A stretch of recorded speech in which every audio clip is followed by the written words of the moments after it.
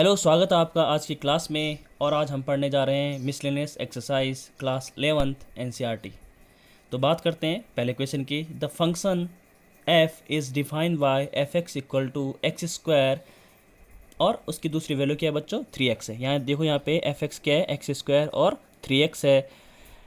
उसकी अलग अलग कंडीशन दे रखी है उसने, ठीक है। अगर एफ एक्स एक्स स्क्वायर है तब है कि जब x की वैल्यू क्या है, 0 के बराबर या 0 से बड़ी, 0 के बराबर या 0 से बड़ी, तथा 3 से छोटी है 3 के बराबर। और एक वैल्यू है एफ एक्स की 3x, जब x की वैल्यू क्या है, 3 से बड़ी या 3 के बराबर या 10 से छोटी या 10 से के बराबर, ठीक है।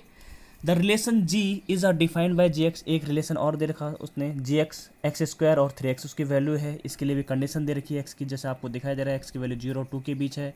और यहाँ पे जब gx इक्वल टू 3x होगा तो x की वैल्यू 2 और 10 के बीच है, यानी 2 से बड़ी या बराबर और 10 से छोटी या 10 के बराबर। तो हमें बच्चों प्रूफ करना है कि so that f is not a function, f is a function and g is not a function, ठीक है।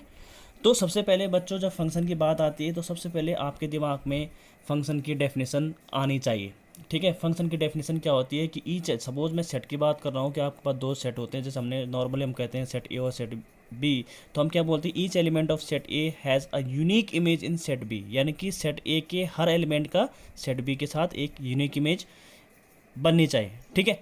तो यहाँ पे हमारे पास जो सॉल्यूशन हम जब करेंगे, हमारे पास क्या है कि एफ एक्स की दो वैल्यूज़ आपको दे रखी है। एक है एक्स स्क्वायर बच्चों, ये तब है कि जब एक्स की वैल्यू ये के बीच, यानी कि एक्स की वैल्यू 0 और 3 के बीच लाई कर रही है, यानी कि 0 के बराबर या 0 से बड़ी है एक्स की वैल्यू, यहाँ पे 3 के बराबर या 3 से छोटी है, ठीक है। इसका मतलब ये हुआ कि अगर आप x की वैल्यू कुछ भी रखोगे, यानी कि x की वैल्यू क्या क्या आ सकती है, 0 आ सकती है, 1 आ सकती है, 2 आ सकती है और 3 आ सकती है, क्योंकि क्लोज इंटरवल है ना, लेस देन का साइन भी है।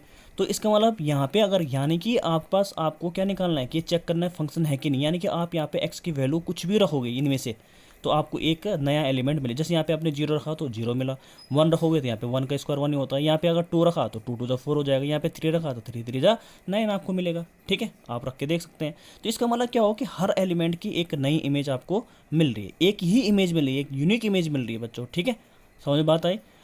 अब एफ एक्स की एक दूसरी वैल्यू उसने दे रखी है यहाँ पे, एफ एक्स क्वेश्चन वाले ने, एफ एक्स इक्वल टू है 3x, ठीक है। ये तब होता है बच्चों जब 3x कंडीशन है कि जो आपका x है वो क्या है, 3 के बराबर या 3 से बड़ा और 10 के बराबर या 10 से छोटा, ठीक है। तो इसका मतलब ये हुआ कि x की वैल्यू क्या निकलेगी यहाँ से, 3 4 5 6 7 8 9 10। तो इसका मतलब अगर आप ये वैल्यूज यहाँ पुट करते जाओगे तो आपको कुछ ना कुछ एक वैल्यू मिलेगी, यानी यहाँ पे आपने देखा कि कुछ ना कुछ एक इमेज बन रही है। लेकिन इसके अलावा हम एक चेक और कर लेते हैं कि क्या जो इनमें कॉमन वैल्यू है। देखो यहाँ पे क्या है, एक्स की वैल्यू क्या है, 3 के बराबर भी है, और यहाँ पे देखो आप, यहाँ पे भी लेस देन का साइन, यानी कि x एक कंडीशन यहाँ पे क्या है, अगर मैं x इक्वल टू 3 पे इसको चेक करूँ, x इक्वल टू किस पे चेक करो, 3 पे चेक करो, तो x इक्वल टू 3 पे आपको मिलेगा क्या, देखो यहाँ पे देखो ना, x जो है 3 से छोटा या 3 के बराबर है, यहाँ पे क्या है x क्या है 3 के बराबर या 3 से बड़ा है, यानी कि कहीं ना कहीं इक्वल का साइन भी है। तो इसका मतलब मैं x इक्वल टू 3 पे इसको चेक कर लेता हूँ, क्योंकि दोनों के लिए, क्योंकि दोनों फंक्शन कवर हो जाएंगे मेरे। तो आपने अगर 3 रखा यहाँ पे तो आपको मिला इस वाले के लिए पहले, क्योंकि इसके वाले के लिए कंडीशन है, तो 3 का स्क्वायर इक्वल टू 9। और अगर आपने इस वाले में रखा, क्योंकि इसके लिए भी ये 3 कॉमन आ रहा है, तो यहाँ पे आपने देखा तो यहाँ पे क्या होगा, 3 इंटू 3, यहाँ पे रखो ना x की जगह में 3, तो 3 3 जा 9। तो इसका मतलब क्या हुआ कि 3 की एक ही इमेज बन रही है, 3 की एक अलग अलग इमेज अगर बन जाती है, जैसे 3 की वैल्यू 3 रखने पे 9 आए और 3 रखने पे यहाँ पे 8 आता है, या कुछ और वैल्यू आ जाती है 1 2 3 कुछ भी 9 के अलावा, तो आप क्या बोलते हो उसे कि 3 की यहाँ पे, मतलब ऐसी कंडीशन नहीं होनी चाहिए कि 3 की, जैसे ये सेट ए और सेट बी है, क्योंकि उसको हम इसको वाई मानते हैं ना, जो हम रख रहे हैं वाई, और ये हमने क्या रखा एक्स, तो ये वाई के टर्म होते हैं, ये एक्स के टर्म होते हैं। तो 3 की जैसे यहाँ पे आपने 9 देखा और सपोज यहाँ पे 8 आ जाता, तो यहाँ पे क्या माना जाता है कि 3 की 2 इमेज आ गई। तो जब 3 की 2 इमेज आती है तो बच्चों इसका मतलब फंक्शन नहीं होता, क्लियर बात है, फंक्शन नहीं होता। तो यहाँ पे हमने देखा कि 3 पे वो फंक्शन है, तो हम लिखेंगे यस एफ इज़ फंक्शन। हम क्या लिख सकते हैं कि एफ विल बी, या फंक्शन है एफ विल बी फंक्शन, ठीक है। दूसरा है यहाँ पे कि जी एक्स के लिए, अब यहाँ पे सेकंड पार्ट आपके पास जी एक्स, तो जी एक्स की भी बच्चों यहाँ पे दो वैल्यूज़ है, एक्स स्क्वायर तब है कि जब ये कंडीशन है, और एक दूसरी वैल्यू है जी एक्स की 3x जब ये कंडीशन है। तो इसमें भी आपने देखा कि अगर आप 0 और 2 के बीच कुछ भी रखोगे तो यहाँ पे एक यूनिक इमेज देगा, 2 और 10 के बीच में रखोगे तो यहाँ पे भी एक यूनिक इमेज देगा। लेकिन क्या यहाँ पे जो कॉमन आ रहा है, देखो यहाँ पे x क्या है 2 के बराबर भी है, यहाँ पे x क्या है 2 के बराबर है, तो हमने लिखूंगे यहाँ पे एट एक्स इक्वल टू 2 पे, एट एक्स इक्वल टू 2 पे मैं चेक करूँगा तो G2 क्या निकलेगा 2 का स्क्वायर, यहाँ पे रखा आपने तो 2 2 जा 4, और यहाँ पे रखा आपने अगर G2, ये भी Gx है एक्चुअली, तो यहाँ पे रखोगे तो क्या होगा 3 इंटू 2, तो यहाँ पे क्या मिलेगा 6। तो कंडीशन क्या बनी आपकी, यहाँ पे भाई 2 रखा आपने, और यहाँ पे क्या है 2 की इमेज क्या है एक 4 आए, और यहीं पे 2 की इमेज क्या आ गई 6, 2 आ गई ना। तो जबकि जो अकॉर्डिंग टू फंक्शन डेफिनेशन वो क्या कहती है कि हर एलिमेंट की क्या बननी चाहिए, एक यूनिक इमेज बननी चाहिए। यहाँ पे यूनिकनेस खत्म हो गई, 2 की 4 भी बनी और 2 की 6 भी बनेगी, तो हम लिखेंगे सो जी इज़ नॉट फंक्शन। क्लियर, तो जी यहाँ पे क्या नहीं होगा बच्चों, फंक्शन नहीं होगा, जो आपको प्रूफ करना था वो प्रूफ हुआ। चलिए बच्चों बढ़ते हैं क्वेश्चन नंबर 3 की ओर। Find the domain of the function. आपके पास एक फंक्शन है और उसका आपने डोमेन निकालना है, डोमेन को हिंदी में बोलते हैं प्रांत, ठीक है। तो एफ एक्स आपके पास फंक्शन है, F X equal to X square plus 2x plus 1 upon X square minus 8x plus 12। तो बच्चों डोमेन का मतलब ये हुआ कि आप इसमें एक्स में क्या वैल्यू पुट करोगे कि आपको एक मीनिंगफुल, मैंने यहाँ पे पहले भी कहा था तो अपने प्रीवियस वीडियो में जब ये डोमेन का टॉपिक पढ़ाया था कि यहाँ पे आप क्या वैल्यू पुट कर लोगे कि आप यहाँ पे एक मीनिंगफुल यानी कि एक रियल वैल्यू आपको मिलेगा, यानी कि एक रियल नंबर आपको मिलना चाहिए। अगर रियल नंबर नहीं मिल रहा है, यानी कि अगर आपके पास इन्फाइनेट में आ रहा है कुछ, तो इसका मतलब वो या इंडिटरमिनेट फॉर्म में आ रहा है तो उसको हम क्या बोलें नॉट डिफाइन हो जाएगा, वो डिफाइन ही नहीं होगा। तो जब डिफाइन नहीं होगा तो उसका डोमेन हम नहीं निकाल पाएंगे, ठीक है। तो उस केस में हम क्या करते हैं कि हम क्या बोलते हैं कि उसका डोमेन नहीं निकाला जा सकता, नॉट डिफाइन बोल सकते हैं उसके लिए। लेकिन आपको करना क्या है यहाँ पे कि आपको जब डोमेन निकालना है तो डोमेन के लिए आपको यहाँ पे चेक करना पड़ेगा कि आप यहाँ पे क्या वैल्यू पुट करोगे कि यहाँ पे एक रियल नंबर मिलेगा, ठीक है। तो उसके लिए आपको पता है कि आप अगर यहाँ पे जीरो रख दोगे तो भाई 0 प्लस 1 अपॉन 0 माइनस 0 प्लस 12, क्योंकि एक्स की वैल्यू जब 0 रखोगे तो यहाँ पे तो 0 हो जाएगा ये दोनों, यहाँ पे क्या बचेगा 1, यहाँ पे भी 0 0, तो 1/12 को अगर आप सॉल्व करोगे तो कुछ ना कुछ आपको डेसिमल में यानी पॉइंट में कुछ ना कुछ रिजल्ट मिलेगा। तो ठीक है, ओके, कुछ रियल वैल्यू आपको मिल रही है। लेकिन बच्चों आप फिर 1 रखोगे तो कब तक चेक करते रहोगे आप, तो उसके लिए क्या करना होता है कि आपको पता है कि जब कोई भी फ्रैक्शन है, देखो न्यूमरेटर अपॉन डिनोमिनेटर, तो आपको क्या करना होता है कि जो डिनोमिनेटर है इसका मतलब ये तभी डिफाइन हो पाएगा एक केस के लिए कि अगर ऐसा कुछ हो। इसका मतलब अगर मैं इसको 0 के बराबर रख दूंगा तो भाई अगर मैंने 0 के, देखो यहाँ पे क्या लिख रखा है, डज नॉट इक्वल टू 0 कर दिया मैंने, ठीक है, बात ही खत्म हो गई।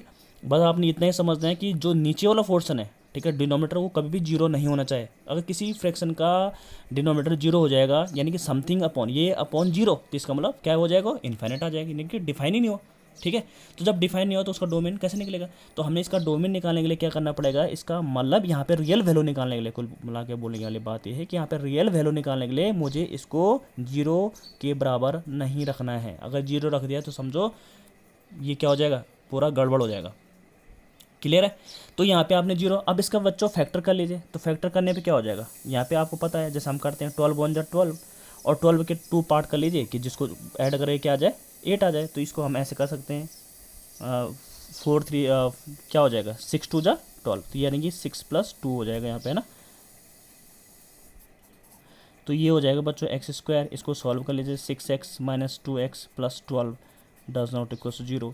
तो इसका मतलब क्या होगा, इससे कॉमन ले लीजिए, x कॉमन आ जाएगा तो x माइनस 6, यहाँ से 2 कॉमन आएगा, यहाँ बचेगा x minus 6 does not equal to 0। अब देखो x माइनस 6 और x माइनस 2 इसके फैक्टर आए, इसका मतलब क्या होगा कि x माइनस 6 से भी क्या होगा 0 के बराबर नहीं होगा, और x माइनस 2 भी 0 के बराबर नहीं होगा। इससे x की वैल्यू ये निकली, इधर आएगा, तो इसका मतलब x जो है 6 के बराबर नहीं होना चाहिए, 6 के बराबर नहीं होना चाहिए, या x जो है 2 के बराबर भी नहीं होना चाहिए, ठीक है। इसका मतलब आप यहाँ पे x की जगह में 6 और 2 के अलावा कुछ भी रखोगे, यानी कि आप यहाँ पे 6 और 2 के अलावा कुछ भी वैल्यू पुट करोगे तो आपको कुछ ना कुछ एक रियल नंबर मिलेगा, ठीक है। तो आप यहाँ पे सिंगल अगर इंडिविजुअल चेक करते पहले भाई 1 रखते 2 रखते 3 रखते तो आपको बहुत टाइम लग जाता, आप चेक नहीं कर पाते, और कहाँ तक चेक करते। तो इसका एक जो मेथड है डायरेक्ट आपको पता है, जब न्यूमरेटर वाला पोर्शन 0 के बराबर नहीं होना चाहिए, ये चेक कर लेना आप। अगर ये 0 के बराबर हो गए तो बच्चों को क्या हो जाएगा, इन्फाइनाइट आ जाएगा, जो कि नॉट डिफाइन केस होगा, ठीक है। तो इसका मतलब आप इसका डोमेन लिखोगे, डोमेन लिख सकते हो आप इसे, domain F R real number है लेकिन उसमें से 6 और 2 नहीं होने चाहिए, ऐसे भी लिख सकते हैं, ठीक है। ऐसे भी लिख सकते हैं, या ऐसे भी लिख सकते हैं कि डोमेन ऑफ एफ, डोमेन क्या होगा एफ का, इसको लिख सकते हैं आप वाई, वाई बिलोंग करेगा आर, एंड या एक्स लिख लीजिए, इसे एक्स लिख लीजिए, इसे एक्स लिख लीजिए, और एक्स क्या होगा, एक्स लिख लिया आपने, और एक्स नहीं है किसके बराबर, क्योंकि एक्स के फॉर्म में तो इसमें एक्स ही लिखूंगा, और एक्स नहीं होगा किसके, 6 के बराबर, या 2 के बराबर, और 6 के बराबर।